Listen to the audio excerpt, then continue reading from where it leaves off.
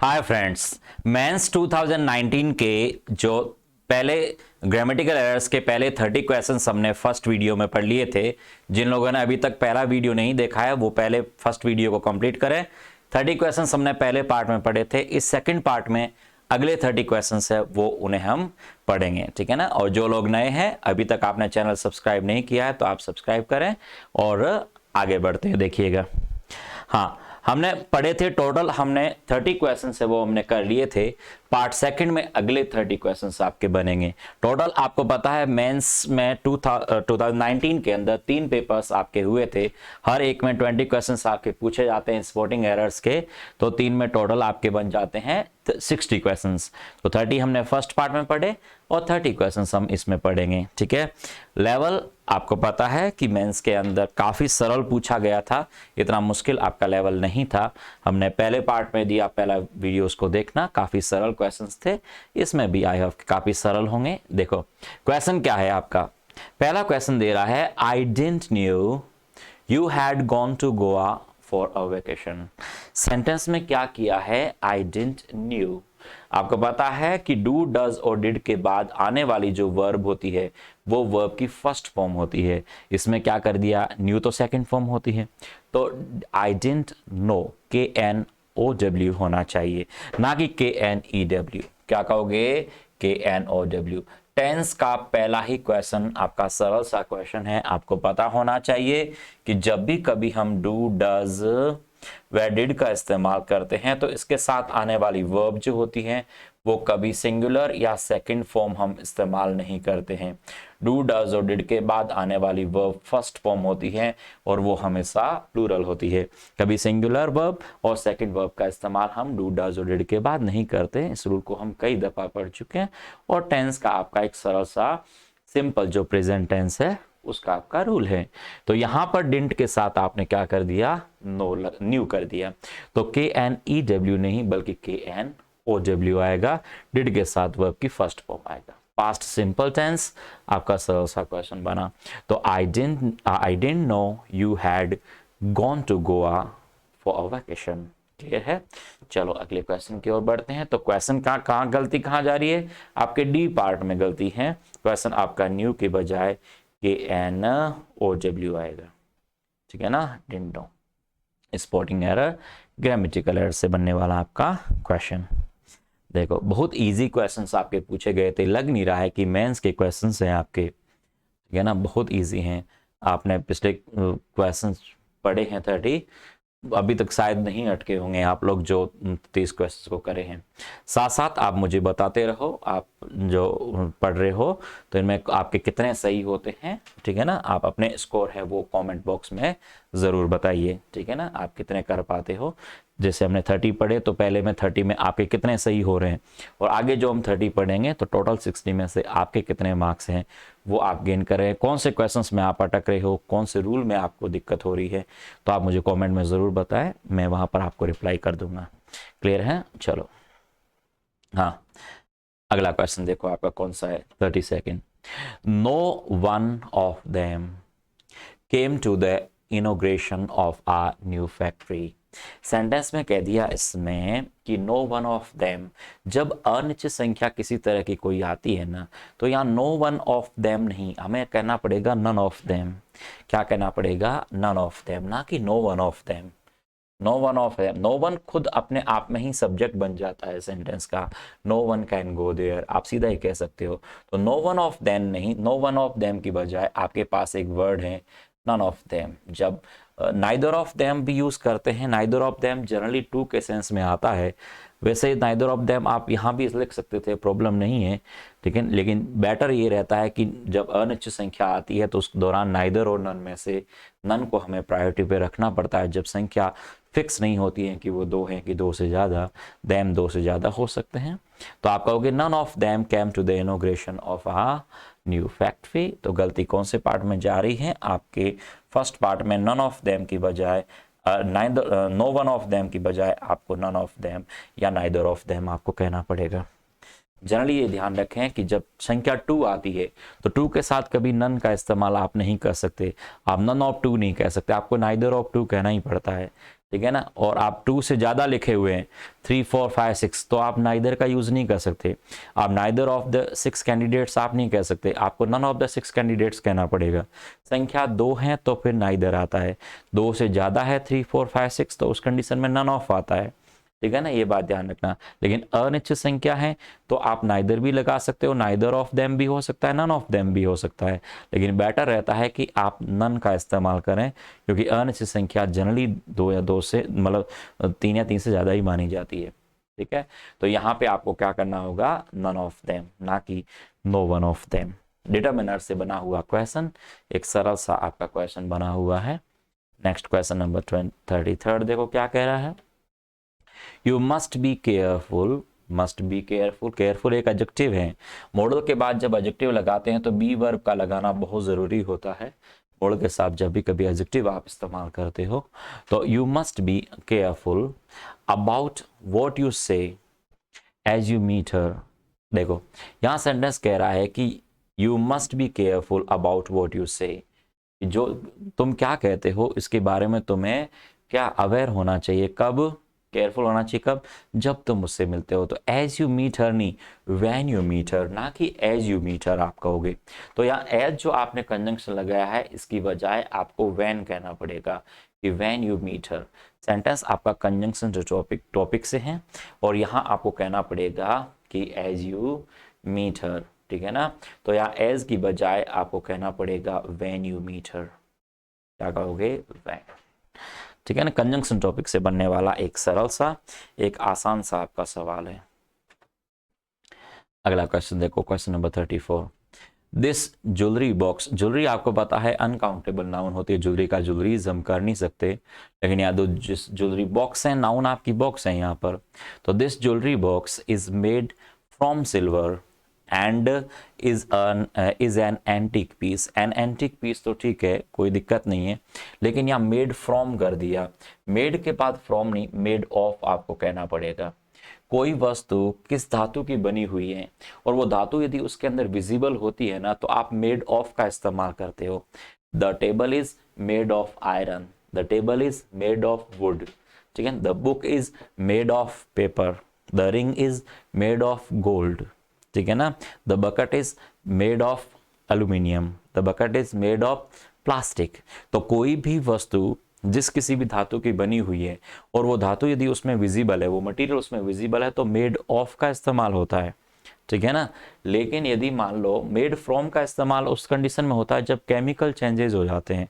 ठीक है, जहाँ केमिकल चेंजेस होते हैं, रासायनिक पूरे परिवर्तन हो जाते हैं, वहाँ पर मेड फ्रॉम आता है। जिससे आपने कह दिया कि curd is made from milk, तो दूध से आपने दही बनाया तो उसमें केमिकल चेंजेस आ गए, तो आपको कहना पड़ेगा द कर्ड इज मेड, या द कर्ड आर्टिकल द नहीं, जनरली सारा ही कर्ड आप दूध से ही बनाते हैं, तो हम सीधा ही कह देंगे curd is made from milk. तो दही है वो किससे बनता है, दूध से, तो वहाँ मेड फ्रॉम आएगा क्योंकि आपने केमिकल चेंजेस किए हैं वहाँ पर।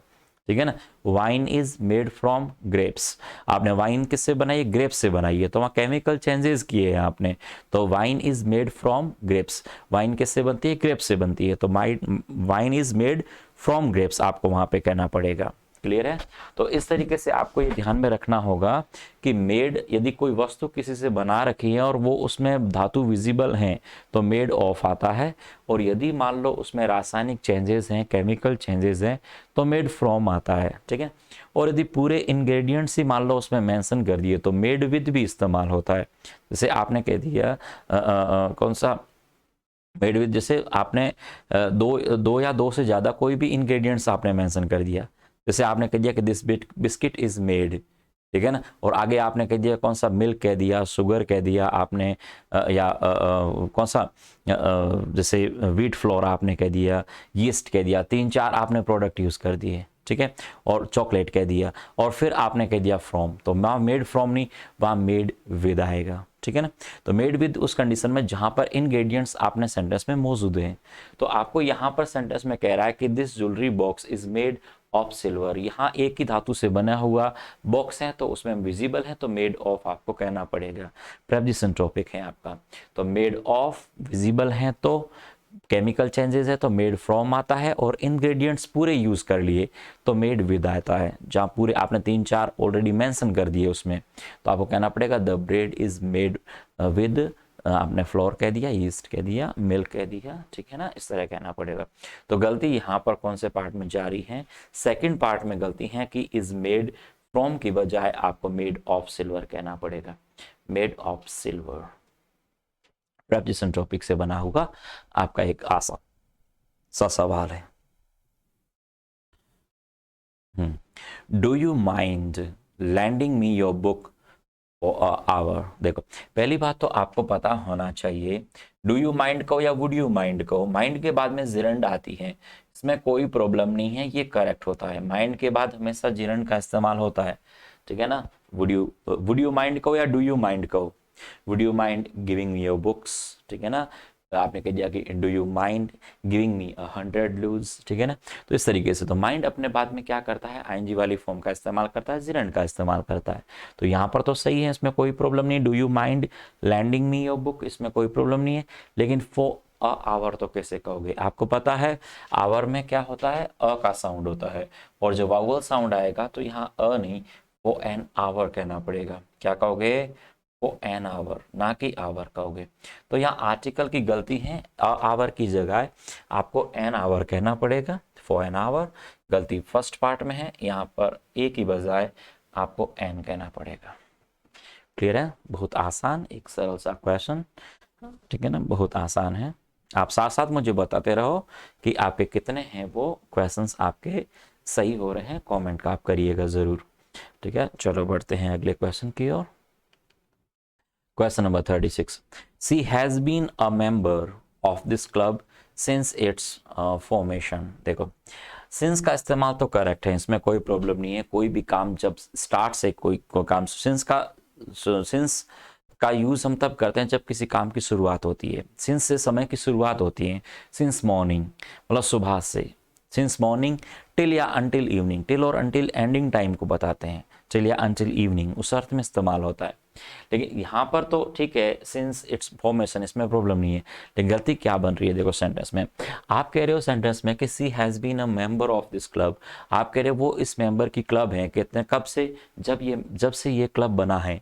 तो आपने कहा सिंस इट्स फॉर्मेशन, किसकी फॉर्मेशन, इस क्लब की फॉर्मेशन। और यहाँ आपने कह दिया क्या, इट्स, यहाँ आपको पॉजिटिव का इस्तेमाल करना था और आपने इट और इज लिख दिया। देखो दो होते हैं, एक तो होता है कौन सा, इट्स आपका पॉजिटिव होता है, ठीक है। इट्स का मतलब होता है इसका या उसका, ये पॉजिटिव होता है इट्स, ठीक है। तो ये पॉजिटिव है। एक इट्स होता है कौन सा, इट में अपस्ट्रॉफी और एस लगा रखा है, ये तो इट इज है, ये तो इट और क्या है आपकी वर्ब है, इट इज भी हो सकती हैं, इट वॉज भी हो सकती हैं, और इट हैज भी हो सकती है। एस जिस वर्ब में आता है, एस जिस वर्ब में, इट के साथ आने वाली वर्ब हमेशा सिंगुलर होती है, तो इट इज भी हो सकता है, इट वॉज भी हो सकता है, इट हैज भी हो सकता है।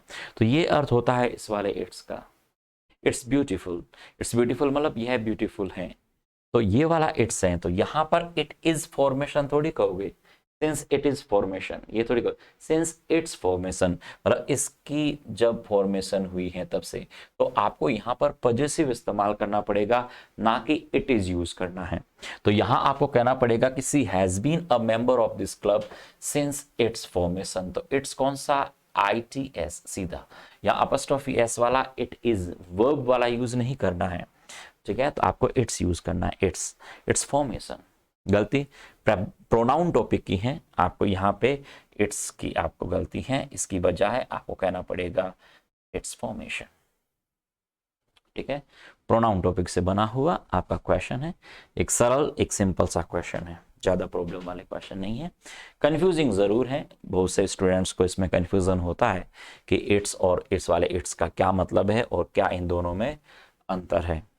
चलो question number 37। The tired and vexed travelers waiting at the airport for a long time. The tired and vexed travelers waiting at the airport for a long time. आप सीधा जिरंड से तो कैसे कहोगे, आप सीधे जिरंड से तो कह नहीं सकते, आपको वर्ब तो लगानी पड़ेगी आगे। अब फॉर अ लॉन्ग टाइम कह रहा है, फॉर अ लॉन्ग टाइम भी ठीक है, सेंटेंस परफेक्ट कॉन्टिन्यूअस टेंस में होना चाहिए। वहां तो कोई वर्ब सिर्फ आपने didn't कह दी। तो the tired and vexed travellers, अब ट्रेवलर्स यहाँ पर आपने प्लूरल कह दिया, तो आपको यहाँ पर वेटिंग की बजाय आपको कहना पड़ेगा हैव बीन वेटिंग। क्या कहोगे? Have been waiting. Sentence must be in perfect continuous tense, तो हैव बीन वेटिंग। तो the tired and vexed travellers have been waiting at the airport for a long time. आप have been waiting या had been waiting भी कह सकते हो, क्योंकि इसमें कहीं कोई टाइमिंग दे नहीं रखी है। तो हैव बीन वेटिंग भी हो सकता है और हैड बीन वेटिंग भी हो सकता है। ट्रेवलर्स आ रहा है तो हैज बीन वेटिंग तो हम वैसे भी नहीं कह सकते, हैज बीन वेटिंग तो कहेंगे नहीं। या तो हैव बीन वेटिंग भी कह सकते हो और हैड बीन वेटिंग भी कह सकते हो। हालांकि हैड बीन वेटिंग उस कंडीशन में आता है जब यहाँ पर कोई भी टाइमिंग वगैरह दे रखी हो पास्ट की। तो ये दोनों ही ऑप्शन में आ जाते हैं, तो बेटर यही है कि आपको हैव बीन वेटिंग ही कहना पड़ेगा। लेकिन हैड बीन वेटिंग होता तो कोई गलत नहीं बनता। तो यहाँ आपको कहना पड़ेगा the tired and vexed travellers have been waiting at the airport for a long time. Perfect continuous tense आपका रहेगा। गलती फर्स्ट पार्ट में है, वेटिंग की बजाय आपको हैव बीन वेटिंग कहना पड़ेगा। ठीक है ना। टायर्ड और वैक्स्ड दोनों ही पास्ट पार्टिसिपल एडजेक्टिव हैं। ये क्या है? पास्ट पार्टिसिपल एडजेक्टिव हैं दोनों। ये दोनों एडजेक्टिव हैं, ये दोनों ही एडजेक्टिव हैं। किसको मॉडिफाई कर रहे हैं? ट्रैवलर्स को मॉडिफाई कर रहे हैं कि वो टायर्ड है, थके हुए हैं, थके हुए ट्रैवलर्स थे। चलो question number 38। The small cafe at the end of the road is her. Is her, अब कैफे वो थोड़ी है, आप वह कैफे उसका है, तो हर नहीं, आपको हर्स कहना पड़ेगा, ना कि हर। आपको कहना पड़ेगा हर्स। क्या कहोगे? हर्स। यहां पर आपको पॉजेसिव प्रोनाउन की जरूरत पड़ेगी, तो यहाँ इज हर नहीं, इज हर्स कहना पड़ेगा।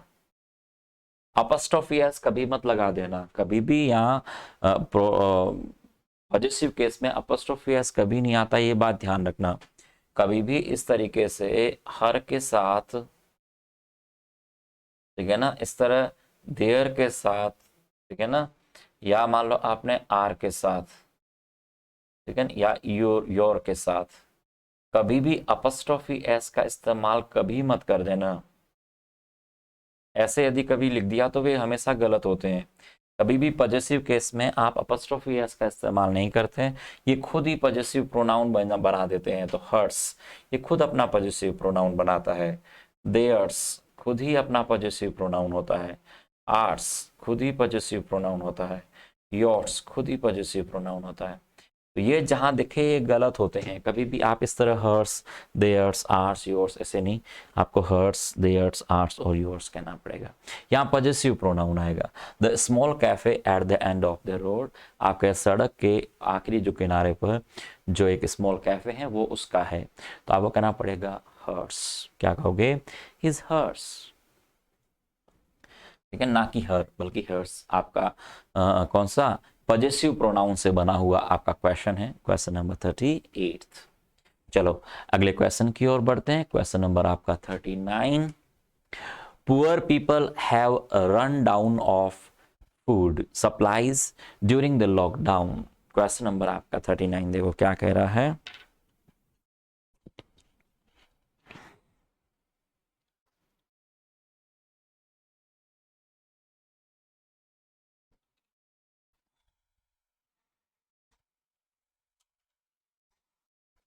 देखो यहां सेंटेंस कह रहा है poor people have run down of food supplies, ठीक है, during the lockdown. Run down का मतलब तो स्वास्थ्य बिगड़ जाना होता है। जब स्वास्थ्य जब बिगड़ता है ना, उसे कहते हैं रन डाउन करना। ठीक है ना।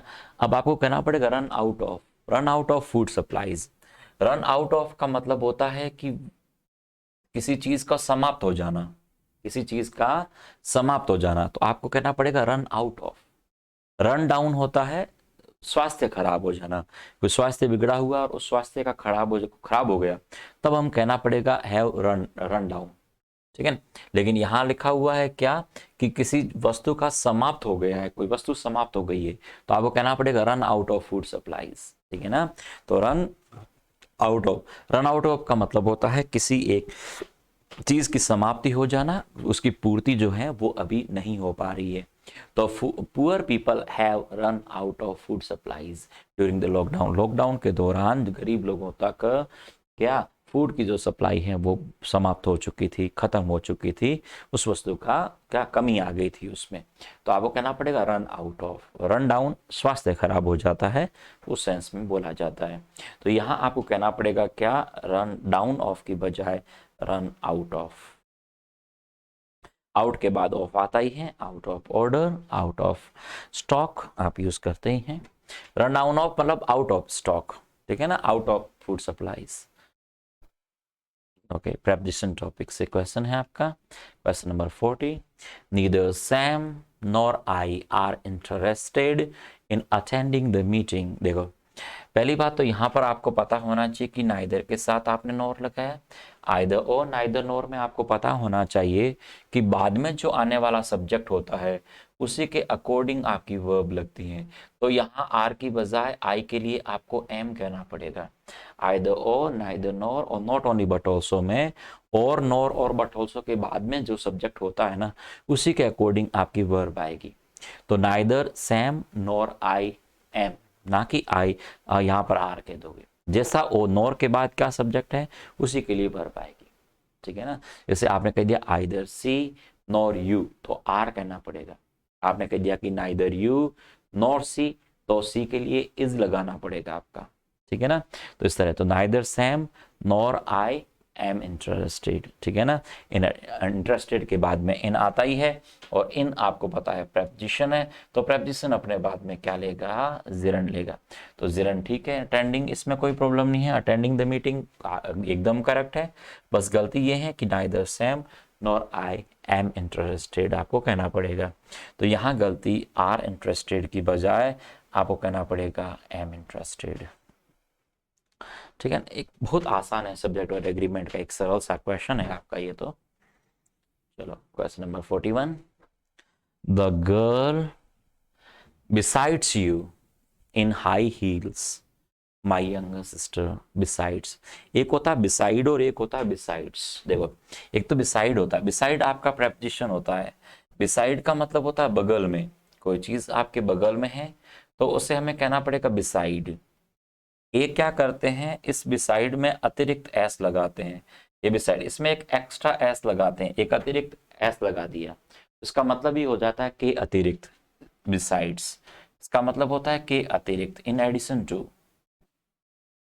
के अतिरिक्त, इन एडिशन टू, ये अर्थ निकल देता है इन एडिशन टू। आपने क्या किया, एक एक्स्ट्रा एस ही तो लगाया है।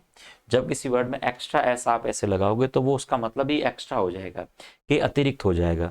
तो बिसाइड होता है बगल में, ठीक है ना। आप कह रहे कि वो घर आया और मेरे पास में बैठ गया, ठीक है ना। तो he came home and sat beside me, तो बिसाइड मतलब बगल में होता है। और आपने कह दिया बिसाइड्स मतलब के अतिरिक्त कहोगे, एक्स्ट्रा। आपने कह दिया besides working as a doctor he writes novels as well. आप कह रहे कि वो एक डॉक्टर का काम करने के अतिरिक्त वो नॉवेल्स भी लिखता है। तो besides working as a doctor, तो वो के अतिरिक्त अर्थ में इन एडिशन टू का अर्थ निकालता है। तो बिसाइड्स अलग है, बिसाइड अलग है, बिसाइड बगल में। अब सेंटेंस में बिसाइड की जरूरत पड़ रही है कि बिसाइड्स की जरूरत पड़ रही है, सेंटेंस को पढ़ते हैं। देखो the girl besides you in high heels.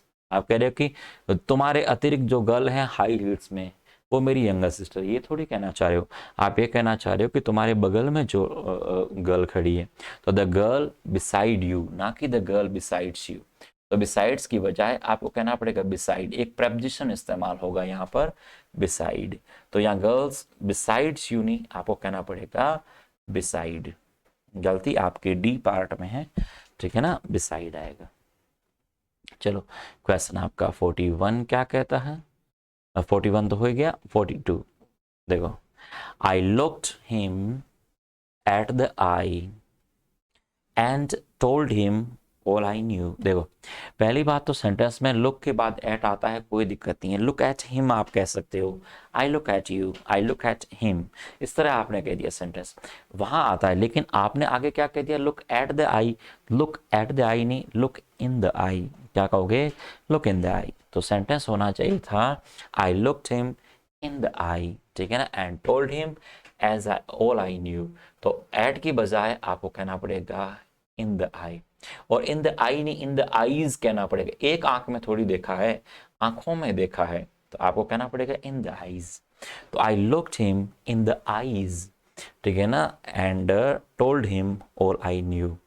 तो आई एक आंख में आपने थोड़ी देखा है, ठीक है ना, आंख थोड़ी मारी है आपने, आंखों में देखा है, मतलब उसकी आंखों में देखा है, तो इन द आईज आप कहोगे। तो I looked him in the eyes, ठीक है ना, and told him all I knew, तो इन द आईज। गलती आपके फर्स्ट पार्ट में जा रही है, ठीक है ना, इन द आई पहले आपके ऑप्शन में है। चलो क्वेश्चन आपका 43rd, this is only the decent dress that I have. देखो ओनली के बाद में द नहीं आएगा, the only, this is the only, only के साथ आर्टिकल द का इस्तेमाल होता है, दिस इज द ओनली। और ओनली का नियम है कि वो अपने बाद दैट लेगा, ठीक है ना, दैट यहाँ पर करेक्ट लिखा हुआ है, यहाँ कोई दिक्कत नहीं है। ओनली के बाद हमेशा दैट का इस्तेमाल होता है, ओनली के बाद आप विच वगैरह इस्तेमाल नहीं कर सकते। ये दैट आपने करेक्ट लिखा हुआ है, इसमें प्रॉब्लम नहीं है, ठीक है ना, यहाँ दैट करेक्ट है। The only, this is the only decent dress that I have, ठीक है ना, मेरे पास ये एकमात्र अकेली एक डिसेंट ड्रेस है, तो दिस इज द ओनली, ठीक है, डिसेंट ड्रेस, द ओनली अपने साथ दैट लेगा है, ध्यान देगा। वहां पे यदि विच आता तो गलत हो जाता। आप यदि ऐसे बोलते कि this is the only decent dress which I have, तो गलत हो जाता सेंटेंस। द ओनली के साथ विच नहीं, आपको दैट लगाना पड़ेगा वहां पर, ठीक है ना, the only that, superlative degree वगैरह, द ओनली वगैरह दैट लेते हैं वहां पर, ठीक है ना। और यहाँ द ओनली में आर्टिकल द लगता है, ओनली सेम के साथ आर्टिकल, फर्स्ट से लेकर last, the first, the second, the third, एक तो फर्स्ट से लेकर लास्ट, एक सेम, और ओनली के साथ आर्टिकल द लगता है, द सेम, द ओनली, ठीक है। तो ओनली पहले आएगा, द पहले आएगा, ओनली बाद में आएगा। यहाँ पर आपकी गलती सी पार्ट में है, और आपको कहना पड़ेगा this is the only, the पहले ओनली बाद में, this is the only decent dress that I have. Okay, question number 44, did you told him about the new plot that you have bought? Did you told him, did you told तो कैसे कहोगे, did you tell him, क्या कहोगे, did you tell। do does और did के बाद आने वाली verb हमेशा फर्स्ट फॉर्म होती है, तो आप डू लगाओ, चाहे आप इसकी जगह डिड लिखो, चाहे आप इसकी जगह डज लिखो। इसके डू डज और डिड के साथ में आने वाली जो वर्ब होगी वो आप सेकंड फॉर्म नहीं, आपको फर्स्ट फॉर्म कहनी पड़ेगी, टेल। तो did you tell him about the new plot that you have bought. एक यहाँ गलती और भी जा रही है, यहाँ पे गलती और भी है, एक गलती ये भी है और एक गलती वो भी है। यहाँ पर हैव बोट की जगह हैड बोट कहना पड़ेगा, क्योंकि did you tell him about the new project कहना पड़ेगा, न्यू प्लॉट। अब कह रहे हो कि तुमने पास्ट में उसको बोला था क्या कि जो मैंने वो खरीदा है, तो खरीदा है ऑब्वियसली आप यहाँ डिड वाले सेंटेंस में होना चाहिए था, हैव की बजाय हैड बोट होना चाहिए था। लेकिन स्पोकन सेंस में इस तरह आप हैव बोट कह सकते हो, क्योंकि आप वो चीज़ इतनी पुरानी नहीं हुई कि आपने उसे खरीदा, तो हैव बोट यहाँ चल जाएगा। गलती इसमें दो पार्ट में कर रखी है, आपके यहाँ टोल्ड की बजाय टेल भी हो सकता था, या हैव भी हो सकता, या हैड भी हो सकता है। लेकिन मेजर गलती कौन सी बन रही है कि टोल्ड की बजाय आपको टेल कहना पड़ेगा। तो पास्ट सिंपल में प्रेजेंट परफेक्ट आप इस तरीके से सेंस में कह सकते हो, क्योंकि अभी खरीदा है, इतना पुराना नहीं हुआ, तो हैव बोट चल जाएगा वहां पर। लेकिन यहाँ पर टोल्ड की बजाय आपको टेल कहना पड़ेगा, ठीक है ना। कई दफा प्रेजेंट सेंस में कहने के लिए भी डिड का इस्तेमाल हम कर देते हैं, ठीक है ना। ओके, देखो आगे आगे बढ़ते हैं सेंटेंस में। तो गलती कहाँ कहाँ जा रही है, आपके बी पार्ट में है, यहाँ पर टोल्ड की बजाय आपको यहाँ पर टेल कहना पड़ेगा।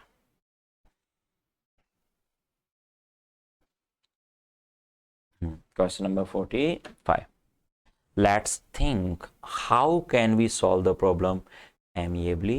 ये क्वेश्चन तो आता रहता है, बार बार आपका पूछा जाता है।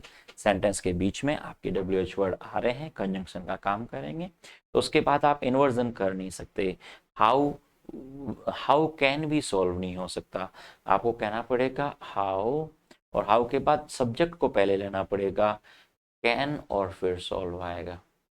तो यहाँ गलती कौन से पार्ट में जारी है, डी पार्ट में है, कि हाउ वी कैन वी की बजाय आपको कहना पड़ेगा हाउ वी कैन, सेंटेंस के बीच में यदि आप WH वर्ड लगाते हो तो इन्वर्जन आप नहीं कर सकते, वर्ब को पहले नहीं, सब्जेक्ट को पहले और वर्ब को बाद में आपको करना होगा। ठीक है, बहुत आसान सवाल है, इतने ज़्यादा मुश्किल आपके क्वेश्चंस नहीं है, काफ़ी इजी आपके सवाल आपके दे रखे हैं। कंजंक्शन पार्ट में भी इस रूल को हमने अच्छी तरीके से पढ़ा है, इन क्वेश्चंस को एक साथ लेकर के हमने उसमें भी डिस्कस किया है। आप इनके लिए कंजंक्शन जो टॉपिक आपकी सीरीज चल रही है उसमें आप देखिएगा कि इन क्वेश्चंस को किस तरीके से हमने वहाँ पर पढ़ा है, वहाँ पर भी आप इसे इस रूल को कंप्लीट आप वहाँ पर पढ़ सकते हो। कंजंक्शन टॉपिक के आपके जो सीरीज है उसमें चेक करिए, प्लेलिस्ट में जाइए और कंजंक्शन टॉपिक को आप चेक करिए। Question number 46, he had shattered his neighbor's window by purpose, by purpose नहीं होता, on purpose होता है। ठीक है ना, यहाँ preposition की गलती है, by purpose नहीं on purpose। क्या कहोगे, on purpose फिक्स preposition होता है, तो आप कहोगे he had shattered his neighbor's window on purpose. ठीक है ना कि आप यहाँ पर बाय पर्पस कहोगे। क्या कहोगे, on purpose.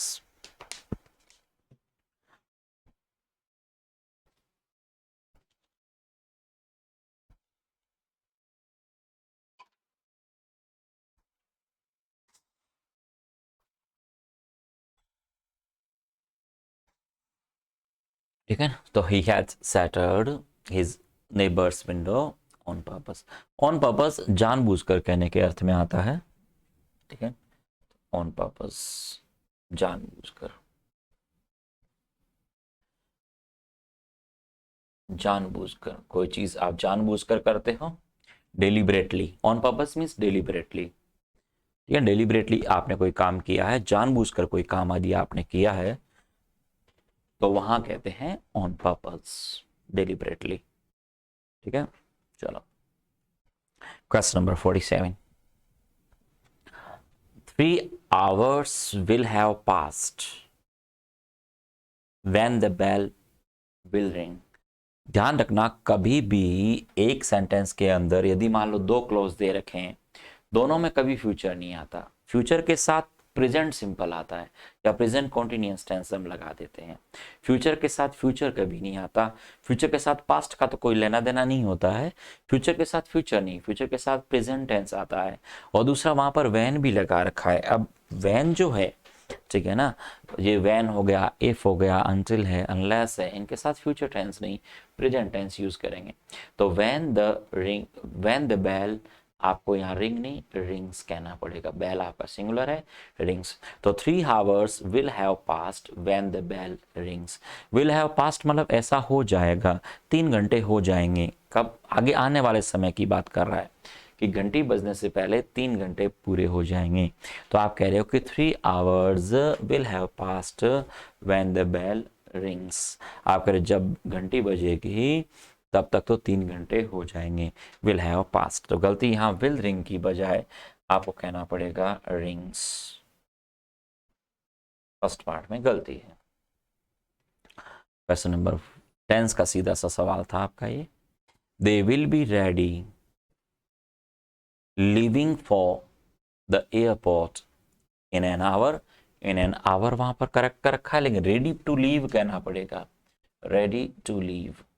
Ready plus to infinitive का इस्तेमाल करना पड़ेगा। जब बी वर्ब के बाद जनरली कोई एडजेक्टिव का इस्तेमाल होता है तो वो एडजेक्टिव जनरली अपने बाद में टू इन्फिनेटिव का इस्तेमाल करता है।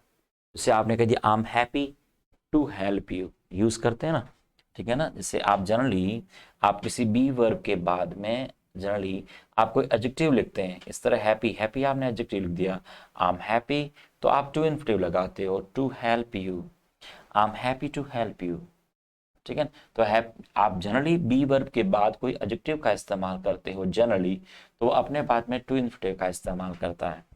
It's nice to meet you use करते हैं ना, आपने कह दिया इट्स नाइस, ठीक है ना, to meet you, it's night to meet you. ठीक है, it's night to meet you, it's night to meet you. ठीक है, तो आपने नाइस से एक एडजेक्टिव लगा दिया बी वर्ब के बाद में, तो आपने टू इन्फिनेटिव लगा दिया। ठीक है ना, आई एम ग्लैड, यूज करते हैं ना, I am glad to meet you, I am glad to meet you. तो यहाँ एडजेक्टिव लगा दिया ग्लैड, तो आगे टू इन्फिनेटिव का इस्तेमाल आप करते हो, तो I am glad to meet you. ठीक है, तो I am happy to help you, it's nice to meet you, I am glad to meet you. तो जनरली आप बी वर्ब के बाद एडजेक्टिव लगाते हैं, रेडी आपका एडजेक्टिव है, तो उसके बाद टू इन्फिनेटिव का इस्तेमाल होगा, ना कि आपको जिरंड का इस्तेमाल होगा। विस्तार से इस टॉपिक को हम पढ़ेंगे बेसिक एंड वर्ब टॉपिक में, जब हम जिरंड को और टू इन्फिनेटिव और बे इन्फिनेटिव और इनके पार्टिसिपल्स वाले रूल हम पढ़ेंगे नॉन फाइनाइट्स को, उस दौरान हम इन चीज़ों को डिस्कस करेंगे। आपको वीडियोस मिल जाएंगे, प्लेलिस्ट आप चेक करते रहिएगा। ठीक है, तो क्या बनेगा, रेडी लिविंग के बजाय टू लीव आएगा, क्या आएगा, टू लीव। ठीक है, रेडी, तो they will be ready to leave the airport in an hour. ठीक है, तो यहाँ गलती आपके फर्स्ट पार्ट में जा रही है, और लिविंग के बजाय आपको कहना पड़ेगा रेडी टू लीव। ठीक है, क्वेश्चन नंबर 48 में आपकी ये गलती बन रही है। चलो नेक्स्ट क्वेश्चन की ओर बढ़ते हैं, question number 49, as such you need any money just write to me. आप कह रहे हो कि सच का यूज इस तरह हम नहीं कर पाते हैं, सच का यूज करोगे तो आगे दैट वगैरह इस तरह यूज करना पड़ेगा, और एज सच यू नीड की बजाय आप सीधा ही सेंटेंस बना दो, इफ यू नीड, सेंटेंस सीधा ही बन रहा है, if you need any money just write to me, यदि तुम्हें पैसों की जरूरत पड़ जाए तो मेरे को लिख देना, मेरे को लेटर भेज देना, मैं तुम्हें भेज दूंगा पैसे। ठीक है ना, तो आप क्या कहोगे, एज सच यू नहीं, बल्कि आपको कहना पड़ेगा if you need any money. Conditional sentence आपका कंजंक्शन से बना हुआ आपका क्वेश्चन है, सरल है, इजी क्वेश्चन है, ज़्यादा इतना मुश्किल नहीं है। आपकी रीडिंग हैबिट काफ़ी अच्छी है, तो ये क्वेश्चंस करना बहुत आसान है। आप ग्रामर को बहुत अच्छा पढ़ रखा है और रीडिंग हैबिट काफ़ी अच्छी होनी चाहिए, ये क्वेश्चंस आसानी से कर सकते हो। ओके, क्वेश्चन नंबर आपका 50, she is not as smart as I think at first. ये क्वेश्चन बहुत पूछा जाता है, ये क्वेश्चन बार बार पूछे जाने वाले क्वेश्चंस में से होता है। आपको यहाँ एक चीज ध्यान में रखनी है, क्या कहा है इसने, एट फर्स्ट कहा है। सेंटेंस में कुछ भी दे रखा हो, आगे आपका सेंटेंस क्या बन रहा है, किस टेंस से है, इससे फर्क नहीं पड़ता है। देखो, she is not as smart as I think at first, at first का मतलब है कि पहली दफा। ठीक है, अब पहली दफा जब मैंने सोचा था उसके बारे में, तो पहली दफा जब मैंने सोचा है उसके बारे में, ये तो कहोगे नहीं, पहली दफा जब सोचा था मैंने उसके बारे में, तो पास्ट कहना पड़ेगा आपको यहाँ पर। तो आपको यहाँ कहोगे कि सी इज, आप यहाँ प्रेजेंट टेंस भले हो, इससे फर्क नहीं पड़ता, तो she is not as smart as I thought at first. ध्यान रखना, एट फर्स्ट का इस्तेमाल जब करोगे तो आपको वहां उस वाले क्लोज में आपको पास्ट टेंस यूज करना पड़ेगा, वर्ब की सेकंड फॉर्म यूज करनी पड़ेगी, आई थॉट एट फर्स्ट। ठीक है ना, तो यहां पर थिंक की बजाय आपको थॉट कहना पड़ेगा। ठीक है ना, आई थॉट। ठीक है ना, वर्ब की सेकंड फॉर्म लगाओगे, तो she is not as smart as I thought at first, तो एट फर्स्ट का इस्तेमाल होगा, तो आपको पास्ट टेंस यूज करना पड़ेगा, वहां आपको पहली दफा की बात कर रहे हो। ठीक है ना, लेकिन यदि आपने कहते हैं this is the first time, तो प्रेजेंट परफेक्ट यूज होता है, this is the first time. ठीक है, आई हैव, जैसे आपने कहा this is the first time I have meet you. ठीक है ना, आपके ये पहली दफा है, आई हैव मेट यू, ये पहली दफा है कि मैं तुमसे मिला हूँ। या आपने कहा this is the first time I have been to Mumbai, ये पहली दफा है कि मैं मुंबई आया हूँ, तो this is the first time I have, तो वहाँ प्रेजेंट परफेक्ट टेंस आता है this is the first time में, लेकिन एट फर्स्ट यूज करोगे तो पास्ट टेंस आपको इस्तेमाल करना होगा। तो she is not as smart as I thought at first. ठीक है ना, चलिए, तो एट फर्स्ट आपको वहां पे थॉट लगाना पड़ेगा, यहाँ प्रेजेंट टेंस भले हो, लेकिन यहाँ सीक्वेंस ऑफ टेंस की कोई प्रॉब्लम नहीं बनेगी। She asked me where had I gone for dinner with my fiance. देखो, सेंटेंस यहाँ पर वही है, सेंटेंस के बीच में WH वर्ड दे रखा है, इन्वर्जन आपको हटाना पड़ेगा। आपको WH वर्ड आपने वेयर यूज करा है, तो आपको सब्जेक्ट पहले और हेड गॉन यहाँ पर आपको बाद में लिखना पड़ेगा, इन्वर्जन आपको हटाना पड़ेगा। ठीक है, तो सेंटेंस के बीच में WH वर्ड आ रहा है, इन्वर्जन को हटाइए। डिटेल आप कंजंक्शन टॉपिक के अंदर इसको अच्छी तरीके से पढ़िएगा, वीडियो या फर्स्ट या सेकंड में आपको ये मिल जाएगा। तो कहाँ मिलेगा आपके यहाँ पर, वेयर हैड आई की बजाय आपको कहना कहना पड़ेगा वेयर आई हैड, सब्जेक्ट पहले आएगा और वर्ब आपकी बाद में चलेगी। इन्वर्जन को हटाना पड़ेगा, नो इन्वर्जन एट ऑल। ठीक है, चलो नेक्स्ट क्वेश्चन की ओर बढ़ते हैं। बहुत इजी क्वेश्चन है, ज्यादा इतने मुश्किल नहीं है। ओके, क्वेश्चन नंबर 52 क्या कह रहा है, देखो सेंटेंस है आपका, he thinks that he can get away among lying and cheating. Among का इस्तेमाल यहां क्यों किया है आपने, देखो he thinks that he can get away, ठीक है। अब get away, among lying and cheating नहीं कहोगे, गेट अवे विद कहना पड़ेगा। गेट अवे के बाद आपको क्या कहना पड़ेगा, विद का यूज करोगे, गेट अवे विद, ठीक है ना।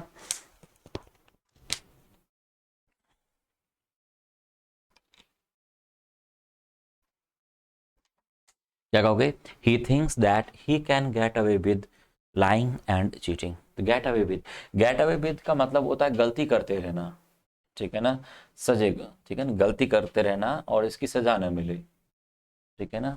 तो गेट अवे विद आप यूज करोगे, इसका मतलब गलती करते रहना और बिना सजा पाए गलती करते रहना, बिना सजा पाए गलती करते रहना, उसे कह सकते हो बिना सजा पाए गलती करते रहना,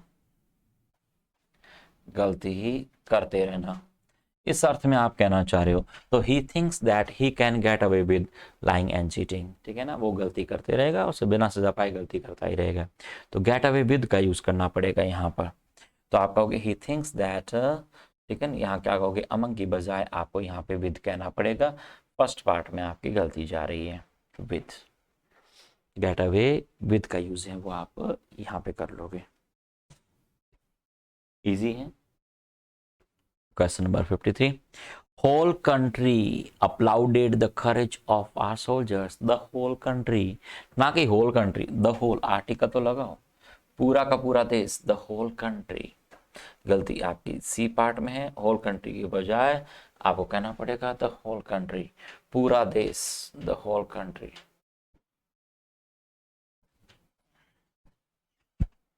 ठीक है ना, ये बात है, the whole country, पूरा देश।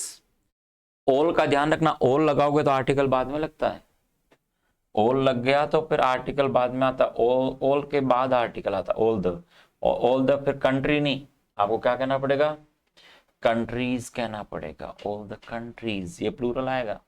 द होल कंट्री, पूरा देश, सिंगुलर आएगा, द होल कंट्री, पूरा ही देश, आपके पूरा देश आपके साथ है, the whole country is with you, is with you, ठीक है ना। लेकिन सारे देश, ऑल द कंट्रीज, ऑल लगाओगे तो आर्टिकल बाद में आएगा, ऑल लगाओगे तो आर्टिकल पहले आएगा, और द होल कंट्री एक पूरा देश, ऑल द कंट्रीज सभी देश, ठीक है ना। इसका मतलब है पूरा देश, इसका मतलब होगा कि पूरा देश, और इसका मतलब है सभी देश, ठीक है। तो होल के आर्टिकल पहले और ऑल के आर्टिकल बाद में आता है, ये बात ध्यान रखना। तो द होल कंट्रीज, या आर्टिकल द लगाइएगा। The whole country applauded the courage of our soldiers. Applauded, तालियों की गिड़गिड़ाहट से आप किसी का हौसला अफजाई करवाते हो। 34th, aren't you such young to travel by yourself? Are you such young?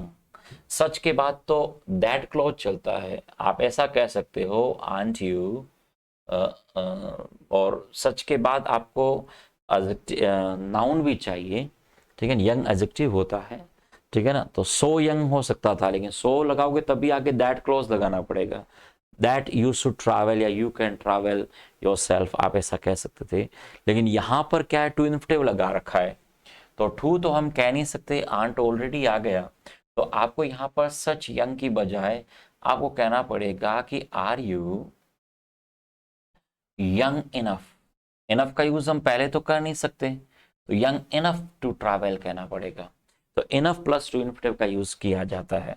तो जो इनफ होता है पॉजिटिव सेंस में, तो enough plus two plus verb की फर्स्ट वाली फॉर्म है वो यहाँ पर इस्तेमाल हो जाएगी, ठीक है ना, यंग इनफ। लेकिन इनफ का यूज तो एडजेक्टिव के बाद में करते हैं, तो यंग पहले आ जाएगा, यंग कहाँ आ जाएगा, पहले आ जाएगा, यंग इनफ टू ट्रैवल, ठीक है। तो गलती आपकी कहाँ जा रही है, डी पार्ट में, यहाँ पर सच यंग की बजाय आपको कहना पड़ेगा यंग इनफ।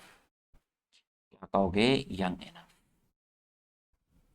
तो aren't you young enough to travel by yourself? ठीक है ना, क्या आप खुद अकेले ट्रैवलिंग करने में अपने आप जवान नहीं हो गया? ठीक है ना, चलिए नेक्स्ट बढ़ते हैं। They are planning for settling in Mumbai with their son. Plan के बाद टू इन्फिनेटिव चलता है। प्लान आप कर रहे हो तो आगे होने वाली एक्टिविटी के लिए तो प्लान कर रहे हो ना। They are planning to set, क्या कहोगे? They are planning to set in Mumbai. Set in Mumbai कहोगे, सेटल इन मुंबई कहोगे। तो they are planning to settle in Mumbai. They are planning to settle in Mumbai. ठीक है ना, they are planning to settle in Mumbai with their son. ठीक है, planning का मतलब है कि ऐसी एक्टिविटी जो बाद में होने वाली है ना। तो वांट और प्लान की बात करोगे तो आने वाली एक्टिविटी के बारे में बात कर रहे हो, और जब आने वाली एक्टिविटी की बात करोगे तो आपको वहां पर आप क्या करना पड़ेगा? टू इन्फिनेटिव का इस्तेमाल है वो करना पड़ेगा। तो आपको कहना पड़ेगा कि they are planning to settle in Mumbai with their son. यहाँ आपको पता, देखो हमने जिरंड और टू इन्फिनेटिव में अंतर किया था कि चलते हुए काम को रोकना, तो वहां पर आप जिरंड लगाते हो, तब हम कहते हैं कि फिनिश लाफिंग, फिनिश वर्किंग। इसका मतलब है कि जो काम चल रहा था उसको फिनिश कर रहे हो, तो वहां पर आप चलते हुए काम को रोक रहे हो तो वहां जिरंड इस्तेमाल होती है। लेकिन आप ऐसा काम जो आगे करने वाले हो, जैसे आपने कहा I want to buy a new car, तो I want to buy a new car में कार तो आप बाद में खरीद रहे हो ना, तो ऐसी प्लानिंग कर रहे हो आप। तो प्लान के साथ टू इन्फिनेटिव इस्तेमाल करना, प्लान हो गया, मैनेज हो गया, तो आप आगे आने वाली एक्टिविटी के बारे में बात कर रहे हो। तो आप कहोगे यहाँ पर कि they are planning to settle in Mumbai with their son. इस रूल को हम अच्छे से डिस्कस करेंगे। आप बेसिक एंड वर्ब वाला जो टॉपिक है उसके अंदर जो नॉन फाइनाइट वर्ब हैं उनको आप जरूर चेक करें, वहाँ पे आपको ये इसका पूर्ण वो मिल जाएगा। अभी वीडियोस उसके लिए अभी बने नहीं, बन जाएंगे। ठीक है ना, तो प्लान के साथ टू इन्फिनेटिव का इस्तेमाल जो होता है, तो टू सेटलिंग की बजाय आपको कहना पड़ेगा टू सेटल।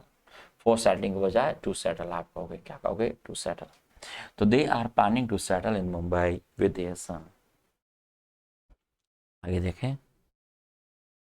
हाँ, the seat which you are sitting on is mine. Is my कहोगे, इज माइन कहोगे, इज माइन, ये मेरी है, तो इज माइन आप कहोगे।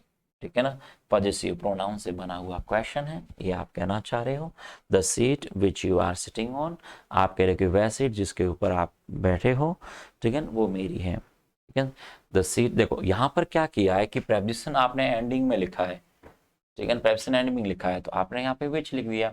आप ऑन विच ऐसे भी कह सकते थे, the seat on which you are sitting, आप ऐसे भी कह सकते थे the seat on which you are sitting is mine, आप ऐसे भी कह सकते थे the seat which you are sitting on is mine, ऐसे भी कह सकते थे। ठीक है, तो दोनों करेक्ट हैं, इसमें कोई प्रॉब्लम नहीं है, बस यहाँ पर इज माई की जगह माइन कहना पड़ेगा। ठीक है ना, इज माइन, आपको पॉजेसिव प्रोनाउन लगाना पड़ेगा, ना कि यहां पर माई पॉजेसिव एडजेक्टिव आप लगा रहे हो, गलत हो जाएगा वो। माई के बाद तो आपको नाउन चाहिए, पॉजेसिव एडजेक्टिव है वो। I can explain you the reason for the delay in executing your order. I can explain you the reason, देखो पहली बात तो एक्सप्लेन वर्ब का जब इस्तेमाल करते हैं तो उसमें क्या है कि डबल ऑब्जेक्ट जब भी आता है तो डायरेक्ट ऑब्जेक्ट पहले आता है, और इनडायरेक्ट ऑब्जेक्ट में आपको प्रेपोजिशन यूज करना होता है। ठीक है, तो आपने क्या किया, लेकिन इसमें तो इनडायरेक्ट ऑब्जेक्ट आपने पहले लिख रखा है, और डायरेक्ट ऑब्जेक्ट आपने बाद में कह देंगे। डायरेक्ट ऑब्जेक्ट जब बड़ा हो जाए, आपको दो या दो से ज्यादा वर्ड्स हैं उसके अंदर, तो फिर आपको उसके बाद में ही रखना पड़ता है।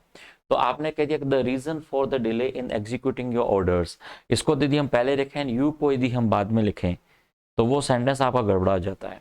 तो यहाँ पर आपने इनडायरेक्ट ऑब्जेक्ट से पहले आपको टू आपको लेना ही पड़ेगा। तो I can explain to you, I can explain to you आपको कहना पड़ेगा। तो यहाँ सेंटेंस बन रहा है क्या? सेंटेंस ये बनेगा कि I can explain to you, I can explain to you. तो गलती आपके इस पार्ट में जा रही है, एक्सप्लेन टू यू। ठीक है, जैसे मैं सिंपल सा एक सेंटेंस आपको समझाता हूं इसके इसमें। जैसे मान लो आपने सेंटेंस कह दिया कि आई एक्सप्लेन्ड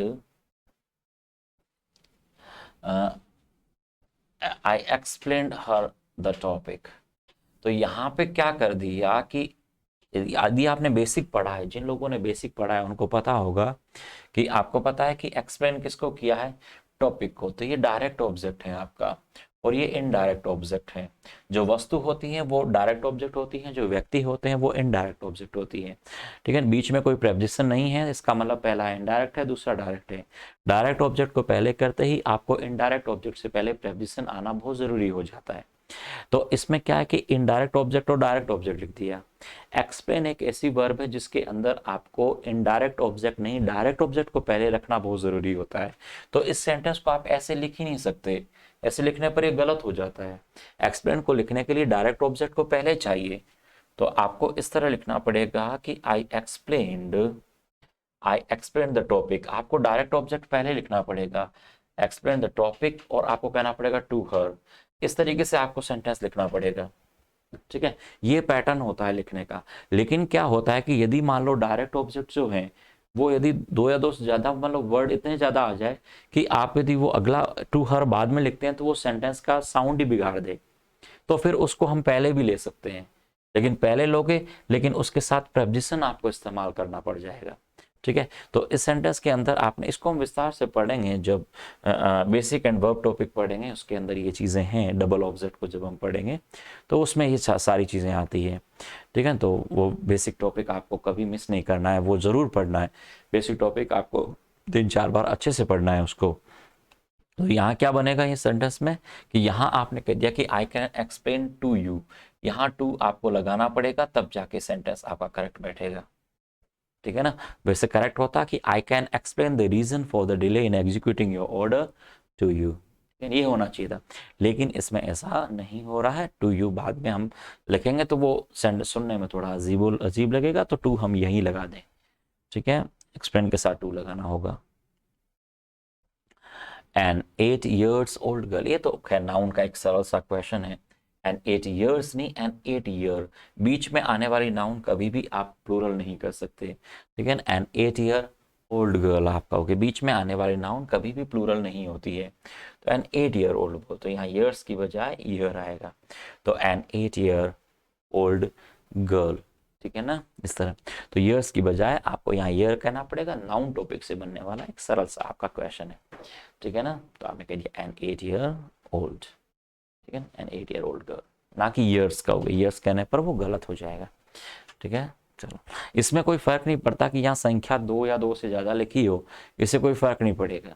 ठीक है ना, जैसे 1 year कहो या 2 year कहो या 3 year कहो, इससे कोई फर्क नहीं पड़ेगा। ठीक है ना, जैसे मान लो आपने कह दिया कि 5, अब ईयर कहना पड़ेगा ओल्ड बॉय, और 5 year ओल्ड बॉय। अब यहाँ ए लिखा है तो भी 5 year ओल्ड बॉय आएगा। अब इसकी जगह मान लो आपने 6 कह दिया तो भी क्या आएगा, 5 year और ओल्ड, और यहाँ बॉय की बजाय क्या हो जाएगा, बॉयज हो जाएगा। तो ये नाउन जरूर प्लूरल हो जाएगी, लेकिन बीच की जो नाउन है ये हमेशा सिंगुलर रहेगी, ये बात हमेशा ध्यान रखना।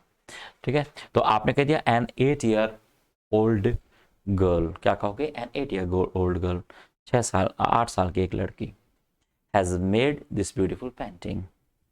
ठीक है, तो गलती कौन से पार्ट में, सी पार्ट में, नाउन टॉपिक है। क्वेश्चन नंबर 59 देखो, the concert has started when he reached the venue. अब आपको पता होना चाहिए कि पास्ट के जब दो काम होते हैं, पास्ट के हमने पढ़ा कि पास्ट के में जब कोई दो काम होते हैं, उस कंडीशन में जो काम पहले कंप्लीट हुआ वो पास्ट का परफेक्ट होगा, और जो काम बाद में कंप्लीट होता है वो पास्ट का सिंपल होता है। तो अब आप कह रहे कि when he reach the venue, आपके वो वेन्यू तो वहाँ जगह पर तो बाद में पहुंचा, वेन्यू जहाँ पर जो प्रोग्राम हो रहा था, तो कॉन्सर्ट हो रहा था, तो वहाँ तो वो बाद में पहुंचा, लेकिन वो कॉन्सर्ट है वो पहले ही स्टार्ट हो गया था। तो उस पर्टिकुलर टाइमिंग से पहले यदि कोई काम स्टार्ट हुआ तो वो पास्ट का परफेक्ट होना चाहिए, ना कि वो प्रेजेंट का परफेक्ट होना चाहिए। तो इसने हैज स्टार्टेड कर दिया, तो हैज स्टार्टेड नहीं, आपको कहना पड़ेगा हैड स्टार्टेड। तो आप कहोगे the concert had started when he reached the venue. तो यहाँ हैज की जगह हैड आएगा, आपके टेंस की पार्ट की गलती है, यहाँ प्रेजेंट परफेक्ट की बजाय आपको पास्ट का परफेक्ट है वो यूज करना पड़ेगा। तो the concert had started when he reached the venue. ठीक है, तो यहाँ पर reach the venue, has started, the concert या वेन्यू, तो आपको यहाँ पे कहना पड़ेगा हैड स्टार्टेड। तो हैज की बजाय आपको कहना पड़ेगा had started. The concert had started when he reach the venue. Last question आपका है question number 60। The captain scored a century in a second innings. पहली बात तो सेकेंड वर्ड दे रखा है, first, second, third, fourth, last तक ये जो ऑर्डिनल नंबर होते हैं आर्टिकल द लेंगे, ना कि आर्टिकल ए। तो आपको कहना पड़ेगा in the last, in the second innings. क्या कहोगे? इन द सेकेंड इनिंग्स। इनिंग्स तो सिंगुलर में भी इनिंग्स होता है, प्लूरल में भी इनिंग्स होता है। इनिंग्स इज, इनिंग्स आर, दोनों सही है। तो इनिंग्स तो सिंगुलर प्लूरल दोनों में होता है, लेकिन वहां आर्टिकल ए नहीं, द लगाना पड़ेगा। तो ऑर्डिनल नंबर अपने आगे आर्टिकल द का यूज करता है। तो आपने यहाँ क्या कह दिया? इन ए की बजाय इन द कहना पड़ेगा, इन द सेकेंड इनिंग्स। गलती आपके डी पार्ट में है। ठीक है, ऑर्डिनल नंबर से पहले आर्टिकल द आपको यूज करना होगा। तो इन द सेकेंड इनिंग्स, ना कि in a second innings, in the second innings आपको कहना पड़ेगा। क्लियर है? चलो, तो ये थे आपके टोटल 60 क्वेश्चंस। ठीक है ना, टोटल आपके 3 पेपर हुए थे मेंस 2019 के अंदर, एक में 20 आए थे, तो तीनों मिला करके आपके टोटल 60 क्वेश्चंस आपके ग्रामेटिकल एरर्स, स्पोर्टिंग एरर्स वाले हैं वो कंप्लीट हो गए। क्लियर है?